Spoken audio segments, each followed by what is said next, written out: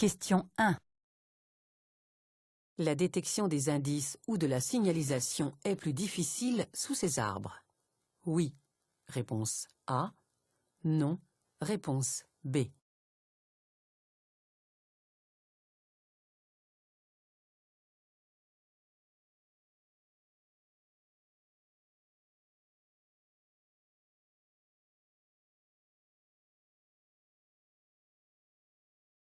Les routes bordées d'arbres sont jolies et agréables à traverser l'été, mais elles gardent également leur part d'ombre en termes de conduite. L'alternance de lumière et d'ombre va demander un travail permanent à notre œil. Celui-ci va devoir s'adapter continuellement aux changements de luminosité. Ce travail d'adaptation continue a ses limites. En cas d'insuffisance, il peut aboutir à une forme d'aveuglement qui fait que le conducteur peut manquer inconsciemment des indices ou la présence de la signalisation. Il n'y a pas de solution miracle, si ce n'est d'adapter son allure. Réponse A.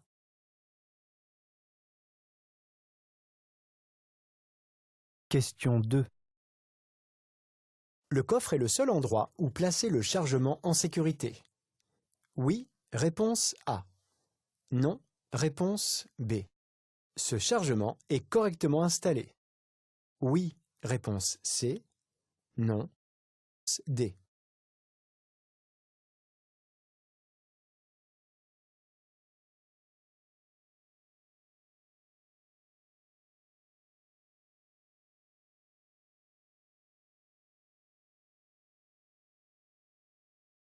Le chargement des objets embarqués doit se situer avant tout dans le coffre. Il est possible d'en placer sur le toit du véhicule, à l'arrière ou dans les rangements prévus à cet effet à l'intérieur de l'habitacle. Ils doivent éviter de masquer la visibilité à l'arrière. Ici, le chargement est correctement installé. Réponse B et C.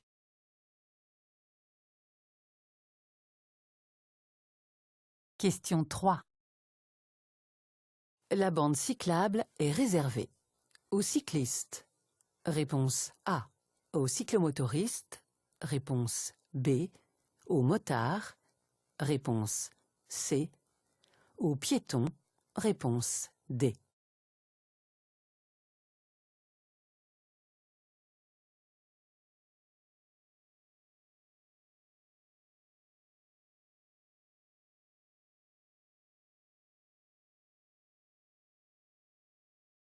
J'aborde un pont sur lequel la circulation se fait à sens unique. La bande cyclable qui borde la chaussée principale est relativement étroite. Je dois être particulièrement vigilant pour dépasser un deux roues. L'exposition au vent latéral peut provoquer des écarts. La prudence est de rigueur.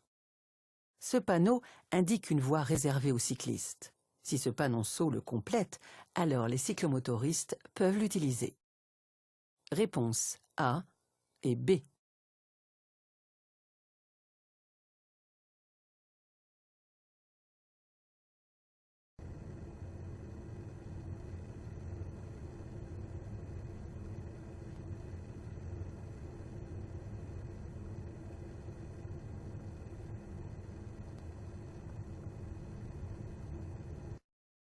Question 4.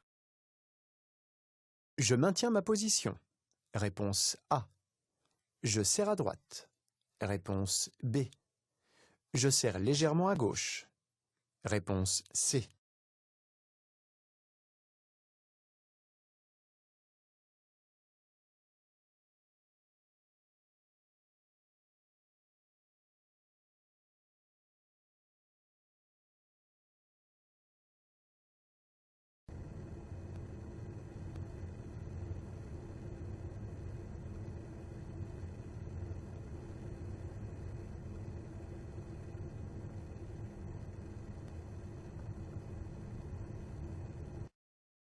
En région Île-de-France, la circulation interfile est autorisée. Elle permet à un deux roues ou à un trois roues de circuler entre les files de voitures à l'arrêt ou à vitesse réduite dans une forte circulation. Je circule en direction de Paris, je dois donc tenir compte de cette réglementation et être vigilant. J'aperçois un motard dans les rétroviseurs. Je lui facilite le passage. Je suis suffisamment sur la droite et la circulation sur les zébras est interdite. Je maintiens ma position dans ma voie. Réponse A.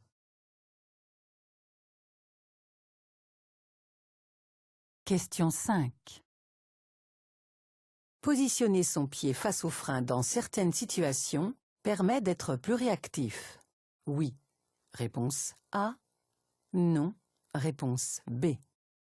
Diminue le temps de réaction. Oui. Réponse C. Non. Réponse D.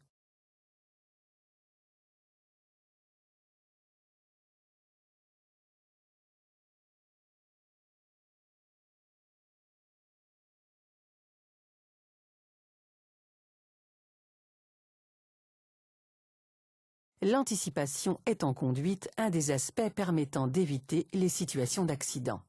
Le temps de réaction et donc la distance d'arrêt peuvent être légèrement raccourcis si j'anticipe les situations qui peuvent se produire devant moi.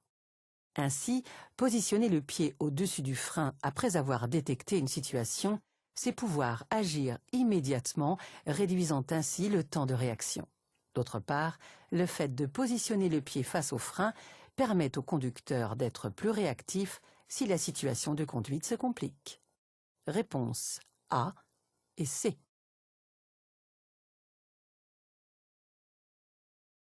Question 6.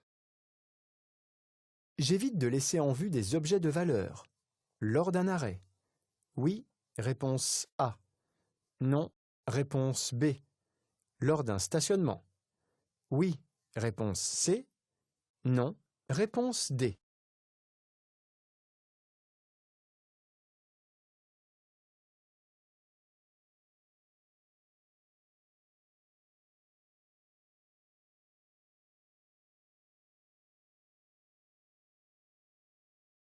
Lorsqu'on doit sortir d'un véhicule pour quelque raison que ce soit, il est fortement conseillé de ne rien laisser en vue. Les objets de valeur tels que les sacs à main, téléphones, portefeuilles ou autres GPS peuvent attirer des passants indélicats. Soyez vigilants et rangez vos affaires. Réponse A et C.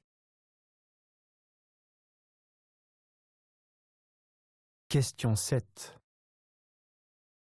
Une place égale une personne égale une ceinture. Oui, réponse A. Non, réponse B.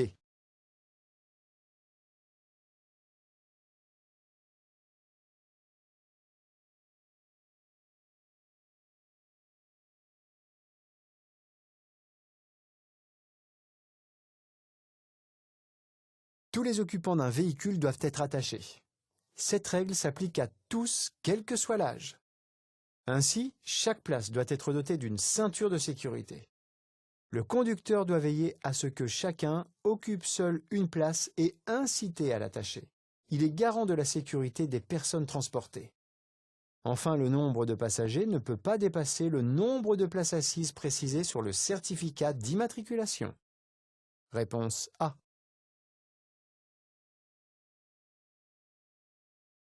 Question 8. Pour sélectionner Drive sur une boîte automatique, j'appuie sur l'accélérateur. Réponse A. Sur le frein. Réponse B. L'embrayage. Réponse C.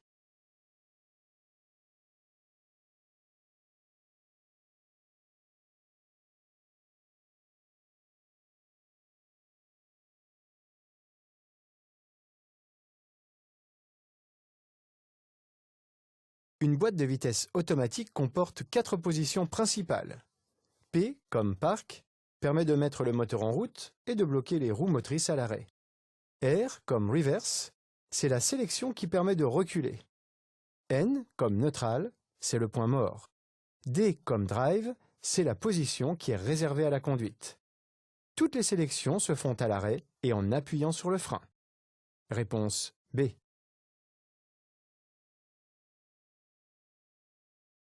Question 9.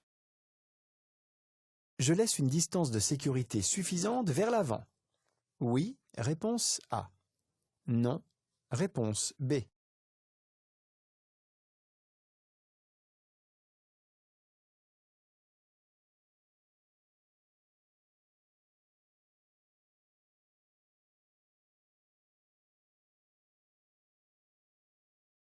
Je circule sur une route à double sens et comportant 2 voies. La vitesse est limitée à 80 km/h. À cette vitesse, je parcours environ 22 mètres par seconde. L'intervalle minimum obligatoire entre deux véhicules qui se suivent est de 2 secondes.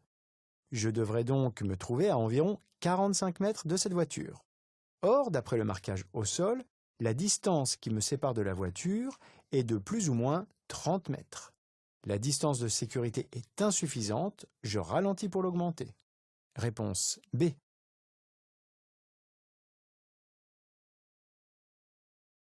Question 10.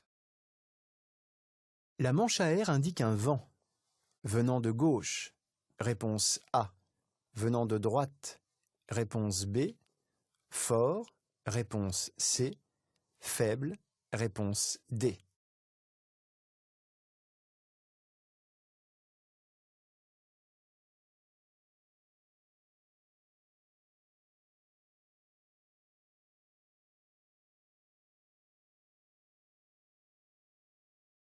J'aborde une zone exposée au vent de manière régulière. On implante alors une manche à air. Ce dispositif est destiné à indiquer la direction et la force du vent. Le vent vient de gauche puisque celle-ci est placée à droite. La faible inclinaison signale un vent faible, le danger est quasi inexistant. Réponse A et D.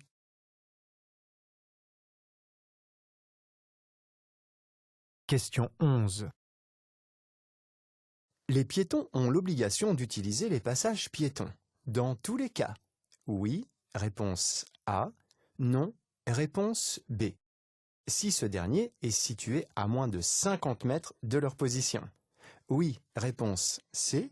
Non, réponse D.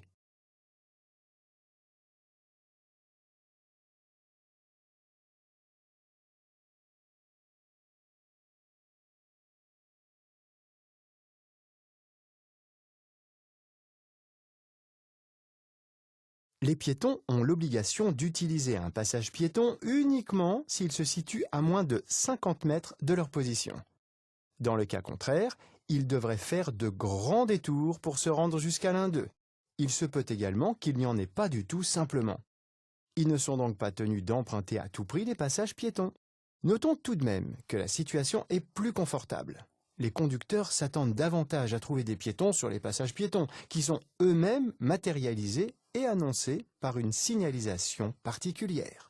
Dans tous les cas, en présence de piétons, je reste prudent. Réponse B et C.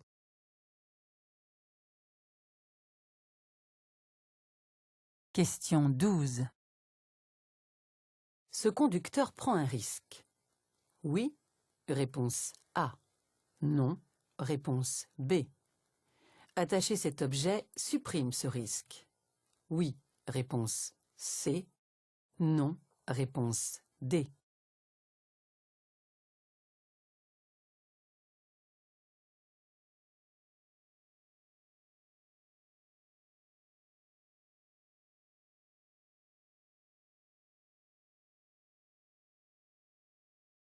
Tous les objets présents dans l'habitacle auront au final la même vitesse de déplacement que la voiture. En choisissant de transporter cet objet à l'avant, ce conducteur prend un risque. En cas de choc, la ceinture de sécurité qui est conçue pour un corps humain ne suffira pas à maintenir l'objet qui pourra devenir un projectile mobile dans l'habitacle, ce qui pourrait être le cas d'un accident avec tonneau. L'utiliser réduit le risque de projection, mais ne le supprime pas. Réponse A et D. Question 13. Les 3 principaux facteurs d'accidents mortels sur autoroute sont vitesse. Réponse A. Alcool. Réponse B. Somnolence. Réponse C. Contresens. Réponse D.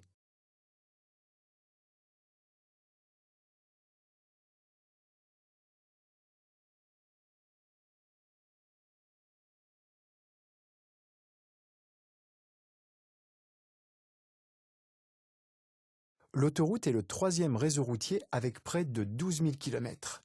Mais c'est aussi le réseau le plus fréquenté par les usagers et le plus sûr. Plus de la moitié des accidents avec tués sont des automobilistes. Un usager sur 3 se tue seul dans un accident. Les principaux facteurs d'accidents mortels sont la vitesse, le tandem somnolence-fatigue et l'ensemble alcool, drogue, médicaments. Réponse A, B et C.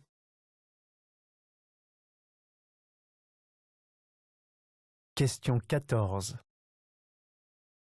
Pour changer efficacement les vitesses, ce conducteur tient compte du bruit du moteur. Réponse A. Du compte-tours. Réponse B. Du défilement du paysage. Réponse C.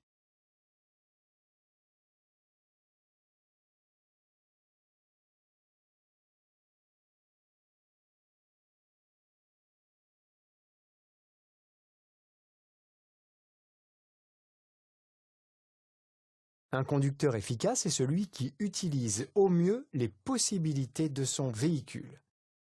Les véhicules récents délivrent une puissance significative dès les bas régimes.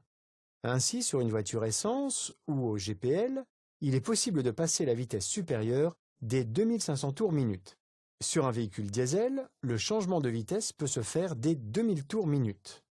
Seul le compte-tours informe correctement le conducteur pour changer efficacement de vitesse. Le bruit du moteur donne une indication, mais imprécise. Réponse B.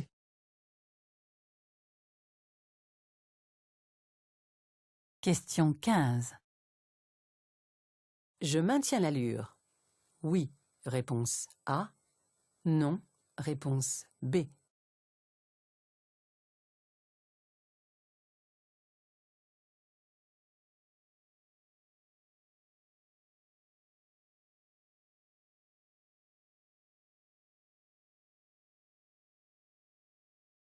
La vitesse est limitée à 70 km/h et je roule à 70 km/h.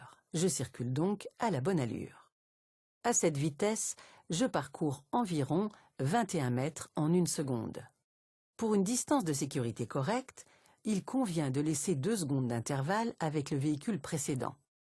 Ainsi, à 70 km/h, il faut laisser 21 mètres par 2 secondes, soit une distance d'au moins 42 mètres.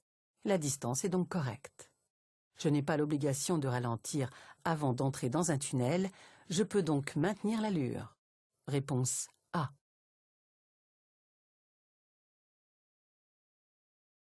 Question 16. Avant le départ, je vérifie que tous mes passagers aient bien bouclé leur ceinture. Oui, réponse A. Non, réponse B.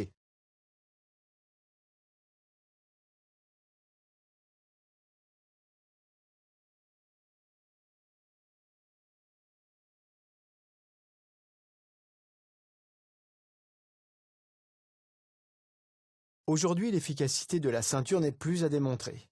Elle protège les occupants de graves blessures. Pourtant, l'estimation du taux de port le jour n'est que de 90% pour les passagers. Le conducteur doit donc jouer son rôle et faire boucler la ceinture en veillant à ce qu'elle soit bien réglée. Réponse A.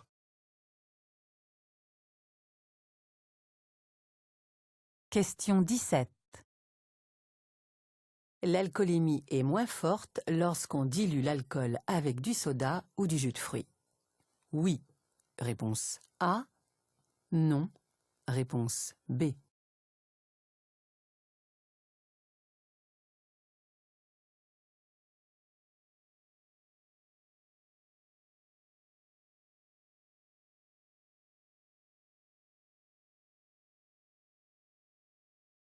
L'alcoolémie, c'est le taux d'alcool dans l'organisme. Lorsqu'on boit de l'alcool, celui-ci passe dans le sang et se diffuse dans tout le corps. Ajouter de l'eau ou des diluants tels que des jus de fruits ou des sodas ne change en rien la quantité d'alcool contenue dans un verre. Chaque dose standard contient environ 10 grammes d'alcool pur. Ces mélanges rencontrent un certain succès auprès des jeunes car le goût de l'alcool est masqué. Mais les effets sur la santé et les risques de dépendance sont les mêmes qu'avec les boissons alcoolisées traditionnelles. Réponse B.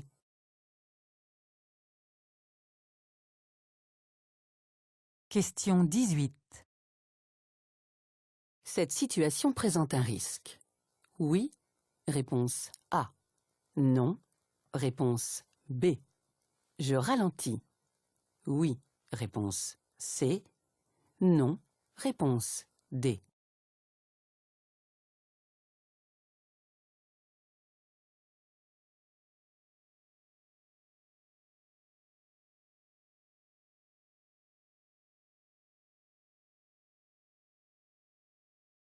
Je vais croiser un ensemble agricole a priori d'une longueur conséquente. Si le tracteur semble à sa place dans la voie, rien n'est moins sûr quant à la remorque. D'autant que ce tracteur est équipé d'un outil porté sur l'avant, ce qui rallonge encore plus l'ensemble. Sachez également qu'un tracteur agricole peut tracter 2 remorques. Il est fort possible que la fin de l'ensemble empiète ma voie de circulation. Par prudence, je ralentis et je m'arrête si nécessaire pour laisser cet ensemble négocier ce virage. Réponse A et C.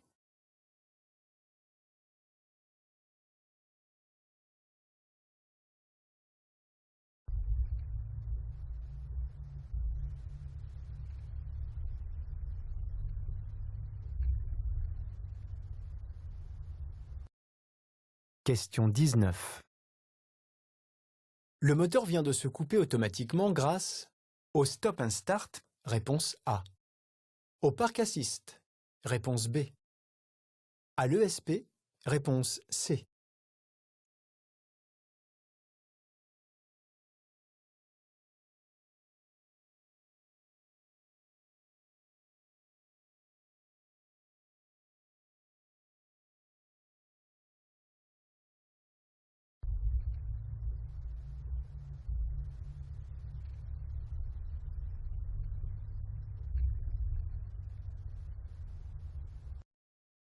Un système ingénieux très récent permet une coupure automatique d'un moteur lorsqu'on est à l'arrêt. C'est le stop and start. Une fois qu'il est coupé, une simple action sur les commandes qui simule un redémarrage le remet en route automatiquement. Exemple, appuyez à nouveau sur l'embrayage, etc. C'est un système assez pratique pour la conduite en ville, surtout dans les grandes métropoles où les embouteillages font partie du quotidien des conducteurs. Dans les agglomérations où la circulation est très dense, l'économie de carburant peut avoisiner les 15%. Réponse A. Question 20. Le dispositif antivol de la voiture est installé sur la colonne de direction. Oui, réponse A. Non, réponse B. Il bloque le volant. Réponse C. Le moteur. Réponse D.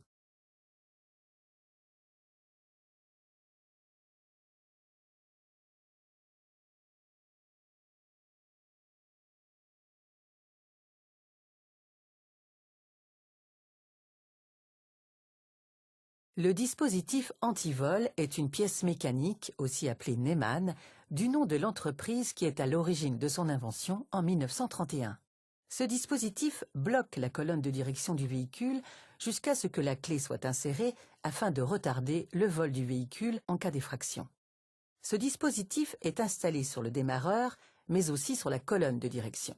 L'antivol de direction permet d'actionner le démarreur pour mettre le moteur de votre voiture en fonctionnement. Pour le débloquer, il suffit d'insérer votre clé et de tourner doucement votre volant pour débloquer la direction et mettre en route votre moteur. Réponse A et C.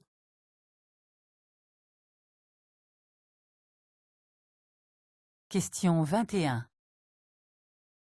L'utilisation du téléphone en conduisant peut entraîner une fixité du regard. Réponse A. Une surcharge mentale. Réponse B. Une diminution du temps de réaction. Réponse C. Une diminution de la vigilance. Réponse D.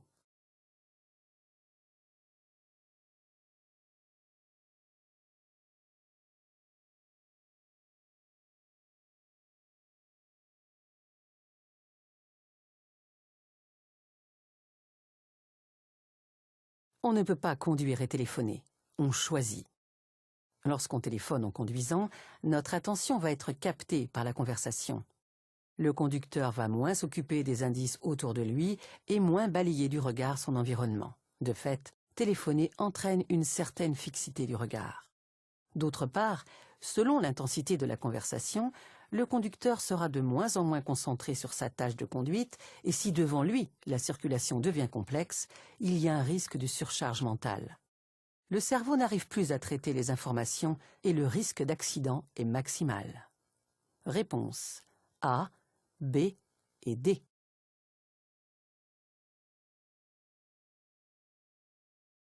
Question 22. Il est possible de changer de voie si la voie de gauche avance plus vite. Oui. Réponse A. Non. Réponse B. La voie de droite avance plus vite. Oui. Réponse C. Non. Réponse D.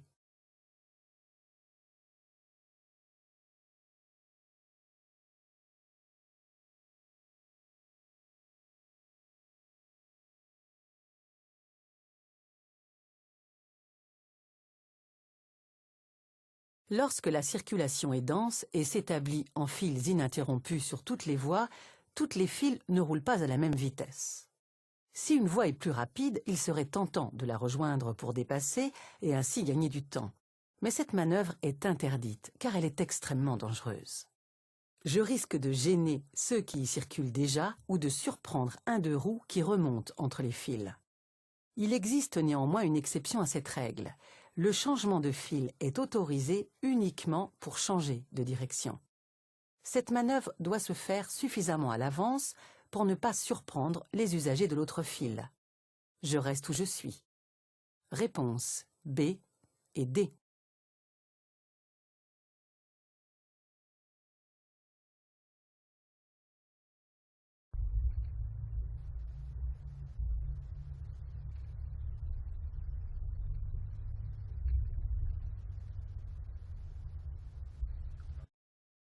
Question 23. Je continue tout droit. J'ai encore le temps de passer. Oui. Réponse A. Non. Réponse B.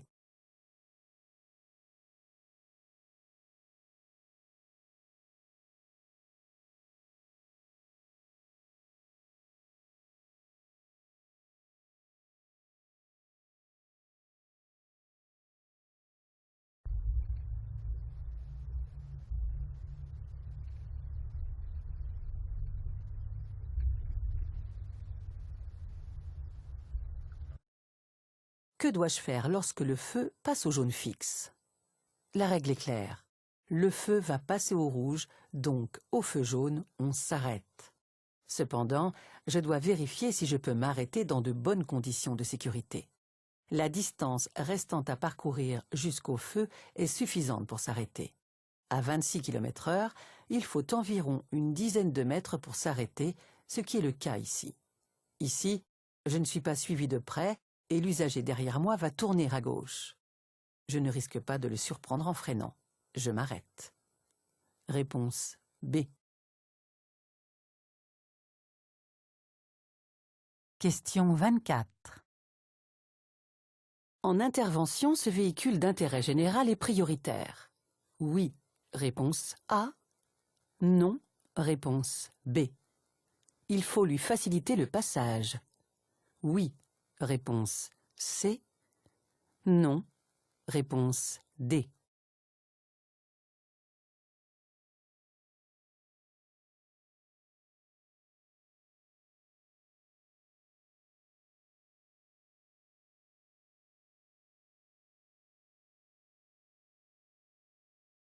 Ce véhicule est un véhicule d'intervention d'urgence pour les infrastructures électriques. Il bénéficie de facilités de passage lorsqu'il est en mission.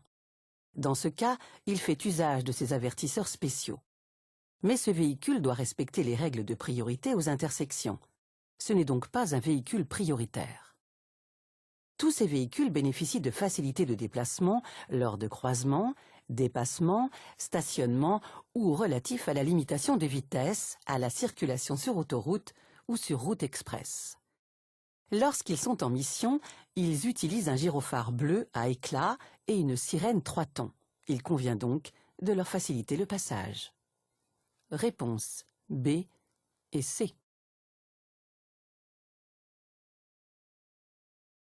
Question 25. Ce poids lourd crée une zone de danger. Oui, réponse A. Non, réponse B. Je place le pied face au frein. Oui, réponse C.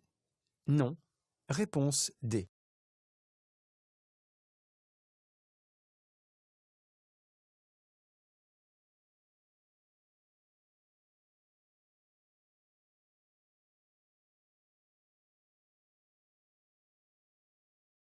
Le fonctionnement des feux de détresse de ce poids lourd indique qu'il est arrêté.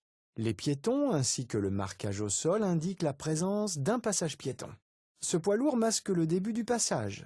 Il crée donc une zone de danger. J'anticipe la présence d'éventuels piétons et je place le pied face au frein, ce qui me permettra de réagir rapidement. Réponse A et C.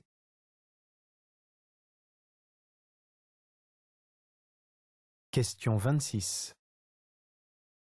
L'assurance minimale obligatoire couvre le vol. Réponse A. L'incendie. Réponse B. Le vandalisme. Réponse C. Les dégâts causés aux autres. Réponse D.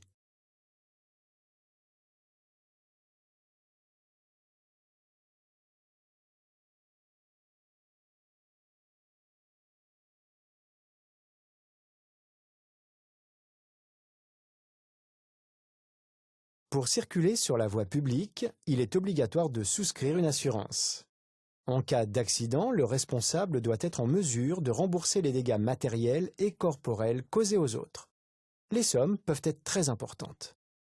L'assurance minimum obligatoire, appelée responsabilité civile, payera les sommes dues pour le compte de l'assuré. En revanche, la responsabilité civile ne couvre pas les dégâts personnels, le vol, l'incendie ou le vandalisme. Il faut souscrire des assurances complémentaires. Réponse D.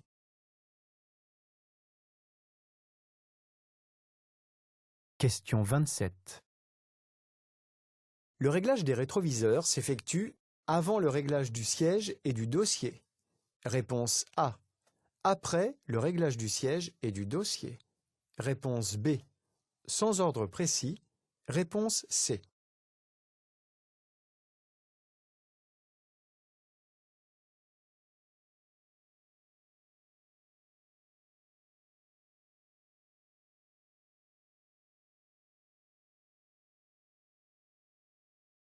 Le réglage des rétroviseurs doit intervenir lorsque la position de conduite est correcte.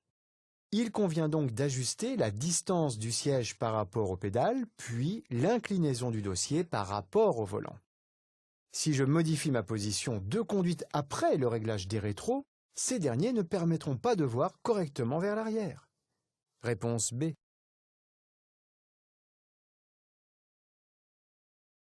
Question 28.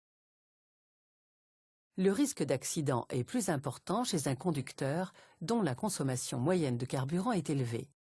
Oui, réponse A. Non, réponse B.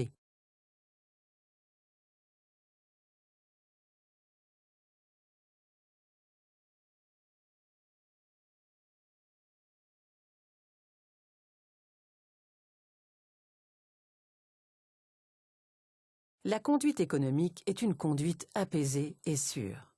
Un conducteur dont la conduite présente les caractéristiques suivantes a inévitablement un risque d'accident plus important.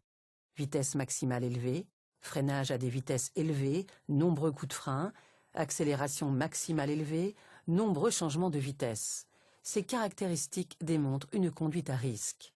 L'éco-conduite, c'est moins d'accidents, moins de CO2, moins cher. Réponse A.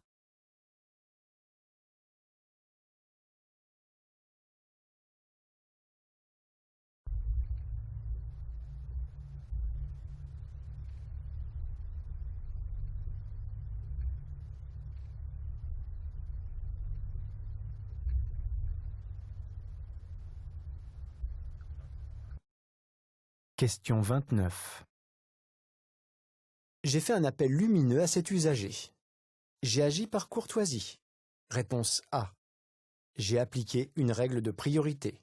Réponse B.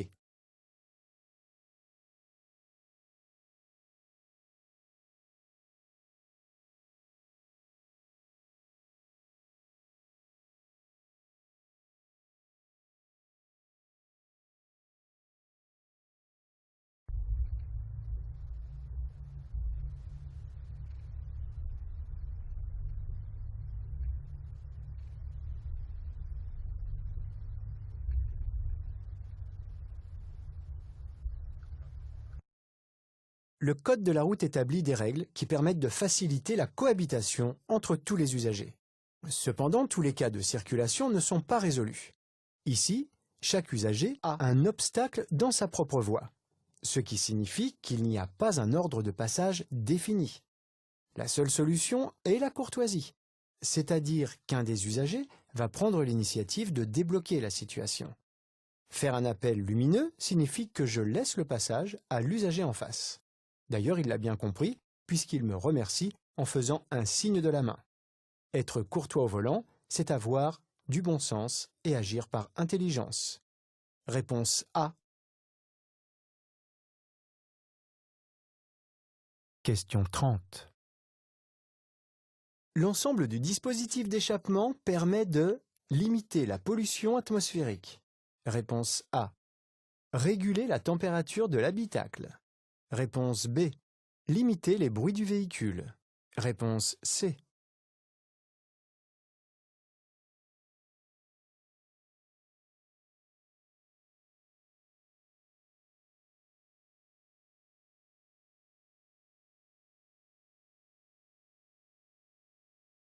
Un moteur de voiture est appelé moteur à explosion ou combustion interne. En effet, pour produire l'énergie, il est nécessaire de faire une combustion dans le moteur, ce qui génère un bruit important. Pour l'atténuer, on fait passer les gaz d'échappement dans différentes tubulures comme le pot de détente. En freinant ces gaz, on réduit donc leur bruit. Un système permet de les épurer et de les filtrer avant de rejeter les résidus dans la nature. Ils passent ainsi dans un pot catalytique afin de modifier leur composition pour qu'ils ne soient plus toxiques pour l'homme ou dans un filtre à particules pour les moteurs diesel. L'épuration des rejets toxiques permet de limiter les émissions polluantes. Réponse A et C. Question 31. Ce cycliste est en infraction. Oui, réponse A. Non, réponse B. Je m'arrête. Oui, réponse C. Non, réponse D.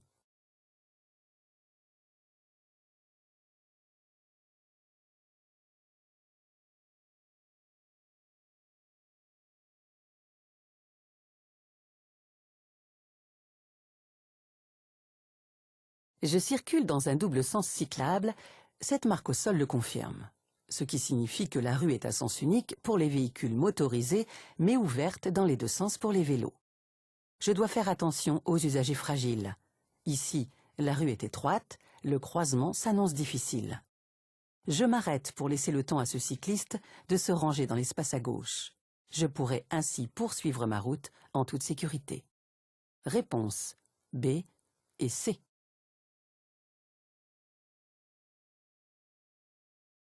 Question 32.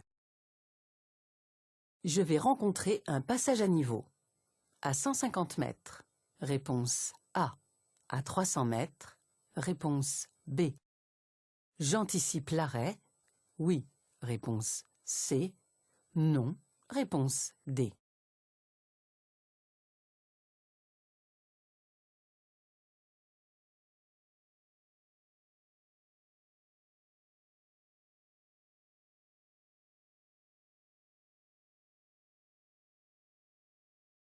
Le pictogramme annonce un passage à niveau. La mention fermée indique que la barrière du passage à niveau est abaissée. Ce panneau, lorsqu'il s'allume, a pour objet de prévenir le conducteur suffisamment à l'avance, environ 300 mètres. C'est au conducteur d'adapter son allure pour ne pas être surpris par des barrières fermées en bas de cette descente. Réponse B et C.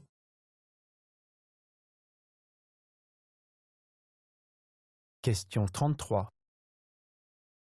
Circuler sur un trajet monotone favorise la réduction de la fatigue. Réponse A. La baisse de la vigilance. Réponse B. Le risque de somnolence. Réponse C.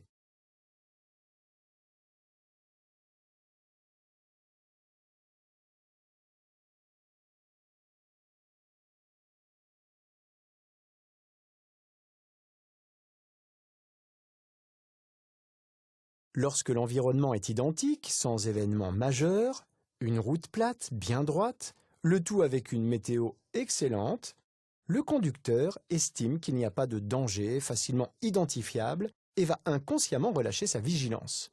Cela peut se traduire par une augmentation de l'allure, une distraction plus forte, moins d'observation dans les rétroviseurs, des distances de sécurité moins respectées. Et c'est souvent là que l'accident survient. La monotonie d'un trajet favorise également la somnolence. C'est d'autant plus vrai sur autoroute. Le tandem somnolence-fatigue est responsable de près de 20% des accidents mortels sur autoroute. Un accident sur 2 est une perte de contrôle en ligne droite. Donc faites des pauses dès que vous sentez la fatigue arriver. Réponse B et C.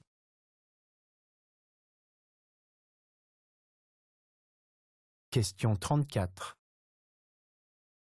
Les lieux sont protégés, les secours ont été appelés. Je rassure la victime. Réponse A. Je déplace la victime. Réponse B. Je donne à boire à la victime. Réponse C. Je couvre la victime. Réponse D.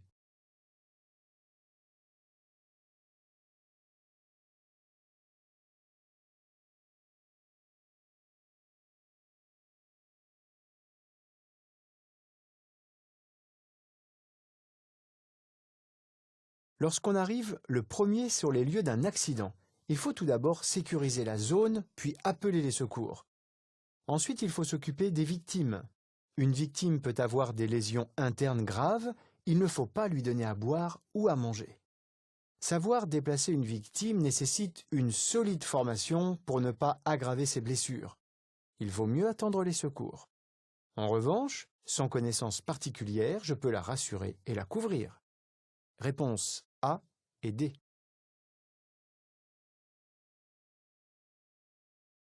Question 35. Le régulateur adaptatif aide au maintien de la vitesse. Oui. Réponse A. Non. Réponse B. De la distance de sécurité. Oui. Réponse C. Non. Réponse D.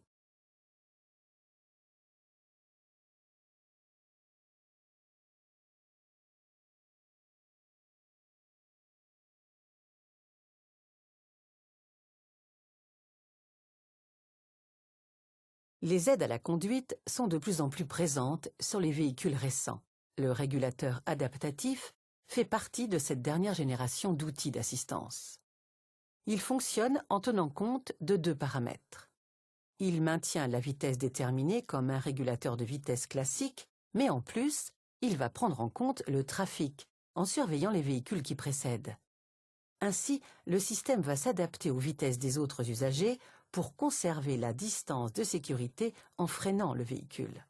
Dès que la route est libre, le système va faire accélérer le véhicule pour retrouver la vitesse de croisière programmée.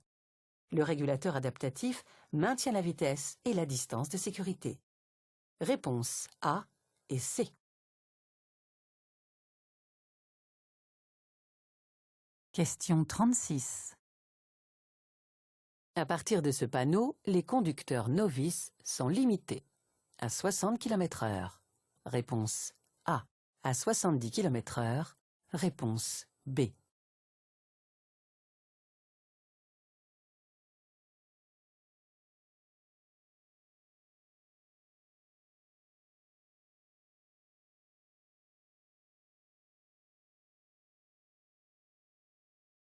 Un conducteur novice est limité durant la période probatoire à 80 km/h sur route, à 100 km/h sur les routes express ou 2 fois 2 voies, à 110 km/h sur autoroute.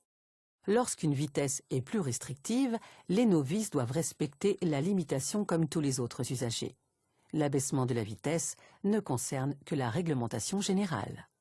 Réponse B.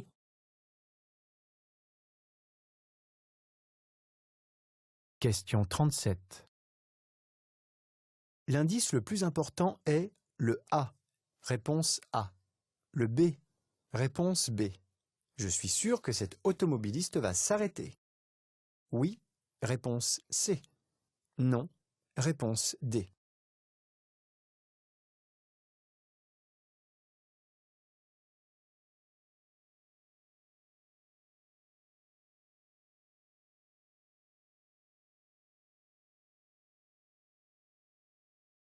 Je circule à l'intérieur d'un carrefour à sens giratoire. Je bénéficie de la priorité de passage sur les usagers qui abordent ce carrefour. L'indice A rappelle d'ailleurs la règle puisqu'il impose de céder le passage aux usagers circulant déjà sur l'anneau. L'indice B est important puisque je capte le regard du conducteur. Si ce dernier me regarde, je peux en conclure qu'il va respecter la règle et adopter le bon comportement. Dans le cas contraire, je dois me méfier et anticiper un éventuel refus de priorité. Cet usager ne me regarde pas. Je mets le pied face au frein car je ne suis pas sûr qu'il s'arrête. Réponse B et D.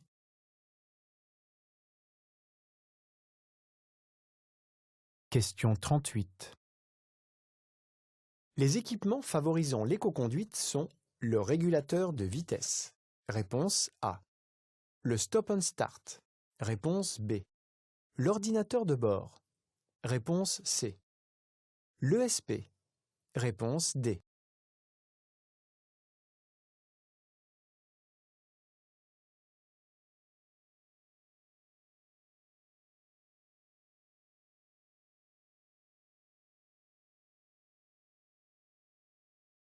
Le régulateur de vitesse permet de maintenir une vitesse constante sans avoir à s'occuper de l'accélérateur.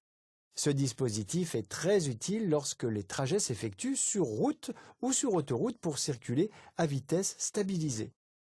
Il participe à la maîtrise de la consommation. L'ordinateur de bord donne des informations portant sur la consommation moyenne ou instantanée, le volume de carburant consommé, la distance parcourue, etc. Le conducteur peut ainsi vérifier s'il adopte une conduite économique. Le stop and start est un système qui permet l'arrêt et le redémarrage automatique du moteur. Dans une circulation très dense, l'économie de carburant peut avoisiner les 15%. L'ESP signifie programme électronique de stabilité. C'est un système actif d'aide à la conduite qui contrôle la trajectoire. Il n'influe pas sur la consommation. Réponse A, B et C.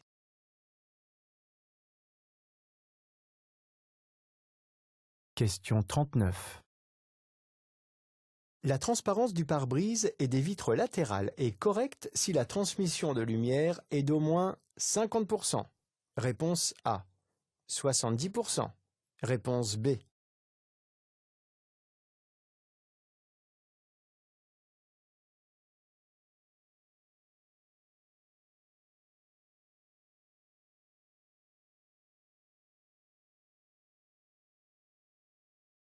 Toutes les vitres doivent être transparentes, résistantes, avoir une faible vitesse de combustion et, en cas de bris, réduire au maximum les blessures corporelles. Les vitres du pare-brise et les vitres latérales avant côté conducteur et côté passager doivent avoir une transparence suffisante. Le conducteur doit pouvoir détecter tous les indices utiles à une conduite en sécurité. La transparence de ces vitres est considérée comme suffisante si la transmission de la lumière est d'au moins 70%. Réponse B.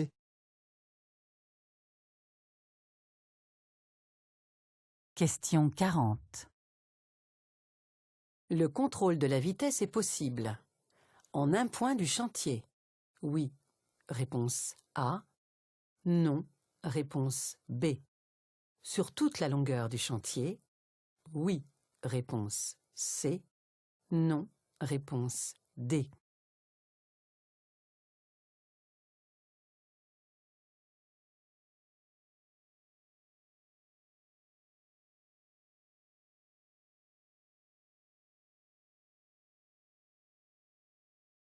Beaucoup d'usagers ne respectent pas la limitation de vitesse à l'approche des chantiers. Or, de nombreux accidents sont survenus durant leur traversée. Les radars de chantier, également appelés autonomes, peuvent être installés en un point fixe, mais aussi sur toute la longueur des travaux. Ils permettent de sécuriser les lieux en faisant ralentir les usagers. Réponse A et C.